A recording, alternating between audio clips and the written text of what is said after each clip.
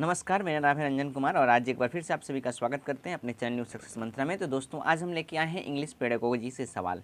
English pedagogy जो है बहुत ही आसान है, बस समझिएगा क्या है कैसे है इन चीज़ों को। प्रीवियस ईयर क्वेश्चंस होगा आपके सामने, और अच्छा लगे तो लाइक जरूर कीजिएगा, शेयर कीजिएगा अपने दोस्तों के पास, अपने भाई बंधु के पास, और साथ ही चैनल को सब्सक्राइब नहीं किए हैं तो जरूर चैनल को सब्सक्राइब कर लें ताकि हमारी हर एक अपडेट आप तक आसानी से पहुँच जाए। तो ये सभी सीटेट यूपीटेट के लिए चल रहा है, इसको पढ़िए, बढ़िया से प्रैक्टिस करते रहिए। डेली बाय डेली हम अपलोड कर रहे हैं। इंग्लिश पेडागोजी, मैथ्स का भी अपलोड जल्दी होगा, ईवीएस से लेके, हिंदी से लेके और सीडीपी जो है जो भी है। तो इन सभी चीज़ों को हम लोग अपलोड करेंगे इस यूट्यूब चैनल पे, और इसको केवल देखना है आपको। सभी मस्ट इंपॉर्टेंट क्वेश्चंस आपके सामने रखा गया है, तो उम्मीद करते हैं आप जरूर देखते होंगे और समझते होंगे। ठीक है, तो चलिए बिना देरी किए हुए शुरू करते हैं आज की क्लास, जिसमें पहला क्वेश्चन आपके सामने रहेगा। ठीक है, बिल्कुल ईमानदारी से देखना है आप कितना स्कोर कर पाते हैं।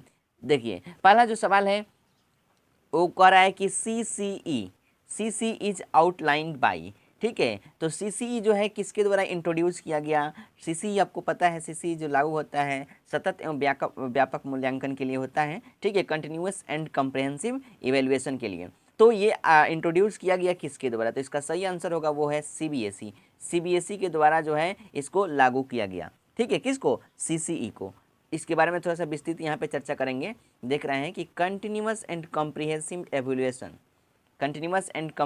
Evaluation is an education system. या क्या है, एक एजुकेशन सिस्टम है introduced by central board of secondary examination in India for student of 6 to 10th grades. यानी कि सीसीई जो लागू किया गया है, ये एक ऐसी एजुकेशन सिस्टम है जो कि central board of secondary education के द्वारा लागू किया गया है भारत के अंदर। किस छात्रों के लिए, 6 से लेकर 10th ग्रेड तक के जितने भी छात्र हैं उन सभी के लिए। तो यहाँ पे दो चीज़ें आपके लिए बन सकता है। पहला पूछ सकता है सीसीई का फुल फॉर्म बताइए, तो इसका होता है कंटिन्यूअस एंड कॉम्प्रिहेंसिव इवैल्यूएशन। दूसरा सवाल कर सकता है सीबीएसई का फुल फॉर्म बताइए, तो central board of secondary education, ये सवाल बन सकता है। तो देख लग सकते हैं, समझ गए कि सीसी को किसने इंट्रोड्यूस किया, तो सीबीएसई ने किया है, central board of secondary education ने। दूसरा सवाल आपके सामने है, कह रहा है कि assessment is a dash while evaluation is a dash.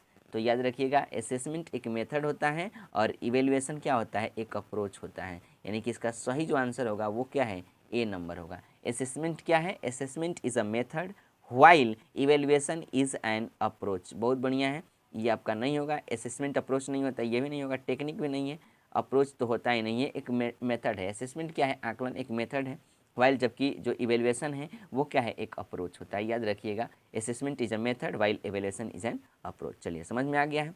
Next question की तरफ बढ़ते हैं। तो नेक्स्ट क्वेश्चन आपका ये है, कह रहा है कि the bilingual approach was invented by. यानी कि जो बाइलिंगुअल अप्रोच है वो किन के द्वारा इन्वेंट किया गया, तो इसका सही आंसर होगा professor CJ Dotson of Wales.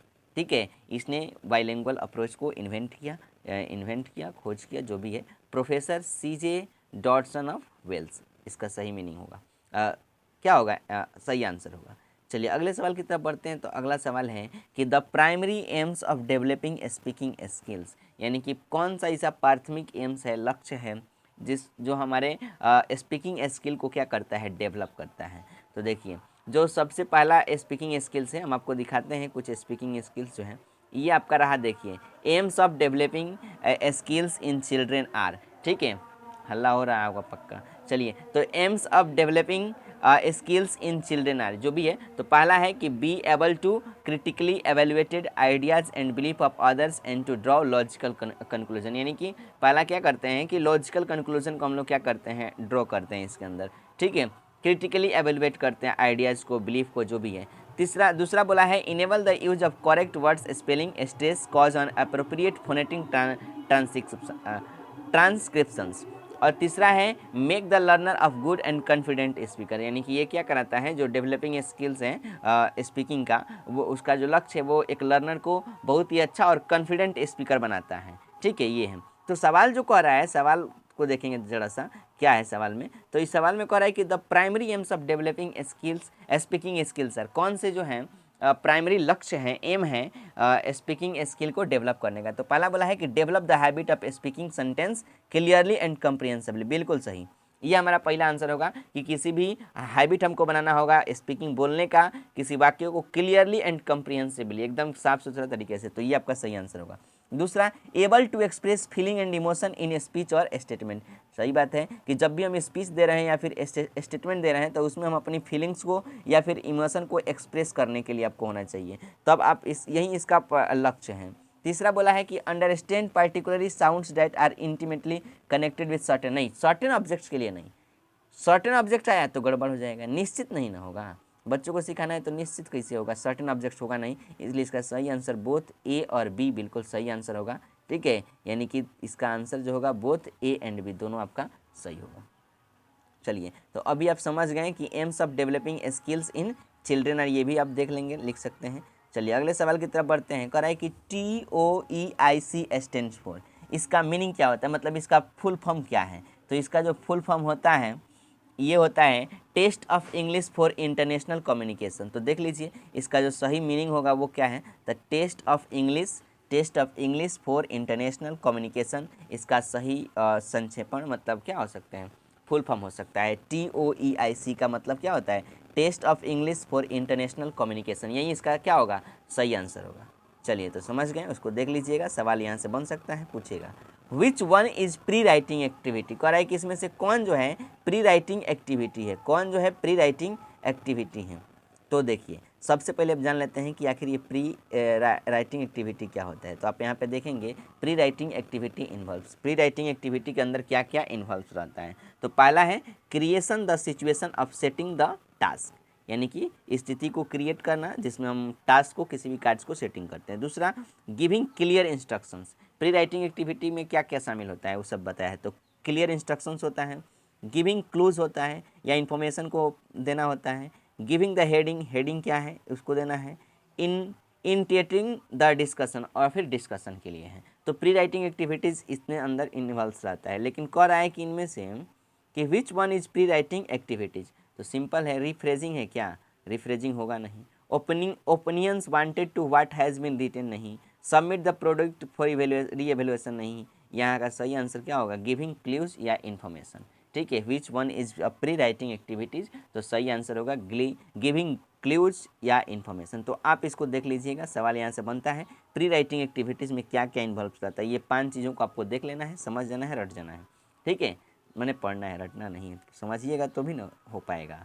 तो प्री राइटिंग एक्टिविटीज़ आपको देख लेना है क्या क्या इसमें इन्वॉल्व रहता है, इसीलिए हम यहाँ पे शॉर्ट में आपको बता दे रहे हैं ताकि आपको कहीं जाने की ज़रूरत नहीं है, कहीं ढूंढने की ज़रूरत नहीं है।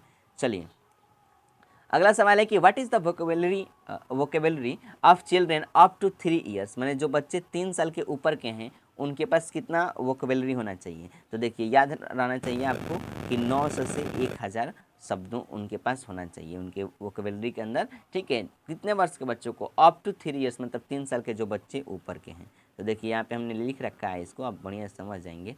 अप टू 3 ईयर्स मतलब 3 साल के जो ऊपर के हैं उनको 900 से 1000, फ्रॉम 9 मंथ टू 1 ईयर मतलब 9 महीने से लेकर 1 साल के बीच का है तो उनके पास 3 से 4 वर्ड होना चाहिए। जो बच्चा 9 महीने से 1 साल के बीच का है वो 3 से 4 वर्ड सीखेगा, जबकि 3 ईयर से जो ऊपर के हैं उनके पास 900 से 1000 होना चाहिए। चलिए अगला सवाल आपके सामने है।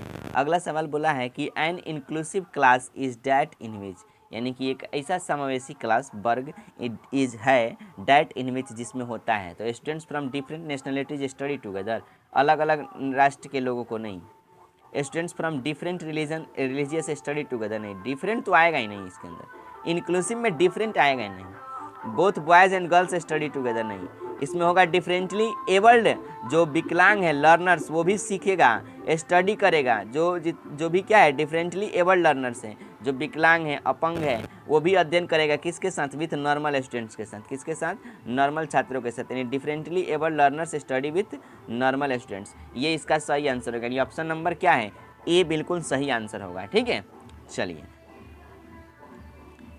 बस 2-3 दिन में आपका ख़त्म होने वाला है ये क्या बोलते हैं चुनाव, तो हल्ला गुल्ला बंद हो जाएगा। अब आता है लोग जाता है लोग, हल्ला तो होगा ही। According to national curriculum framework 2005 English in India is dash a multilingual country.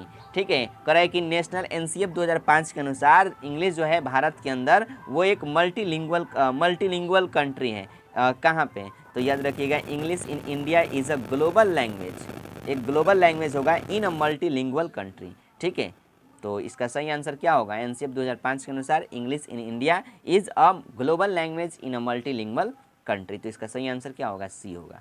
चलिए बिल्कुल शॉर्ट में करेंगे हम वीडियो को, ज़्यादा लेट नहीं होना चाहिए। अगला सवाल है अंडर विच एक्ट, किस एक्ट के माध्यम से, किस एक्ट के तहत English get the status of the associate official language. ओहो, उस दिन हम लोग पढ़े थे कि इंग्लिश जो है, अगले वीडियो में हमने बताया था कि इंग्लिश एक एसोसिएट ऑफिशियल लैंग्वेज है, लेकिन यहाँ पे बोला है कि इंग्लिश को एक एसोसिएट ऑफिशियल लैंग्वेज का स्टेटस दिया गया, तो किस एक्ट के तहत दिया गया है? एक्ट बताना है आपको, किस एक्ट के तहत जो है दिया गया। तो याद रखिएगा official language act article 343 article 343 official language act, इसी के माध्यम से दिया गया है इसको एसोसिएट ऑफिशियल लैंग्वेज का स्टेटस। तो इसका सही आंसर क्या होगा? ये होगा। उम्मीद करते हैं आपको ये सारी बातें बिल्कुल बढ़िया से समझ में आया होगा। ज़्यादा क्वेश्चन हम नहीं रखे थे, बिल्कुल वीडियो छोटा है और ऐसे भी अभी थोड़ा सा टाइम कम है क्योंकि मेरे भी पढ़ाई चल रही है ना, आपको भी तो पढ़ना है। चलिए तो ठीक है, इतना ही रहने देते हैं आज के लिए। उम्मीद करते हैं आपको समझ में आया होगा, बहुत बढ़िया से आया है तो लाइक जरूर कीजिएगा, शेयर कीजिएगा, सब्सक्राइब जरूर कर लीजिएगा। ठीक है, तो मिलते हैं हम लोग नेक्स्ट वीडियो में, तब तक के लिए दीजिए इजाज़त, चलते हैं, बाय बाय, टेक केयर, ख्याल रखिए अपना और जय हिंद जय भारत।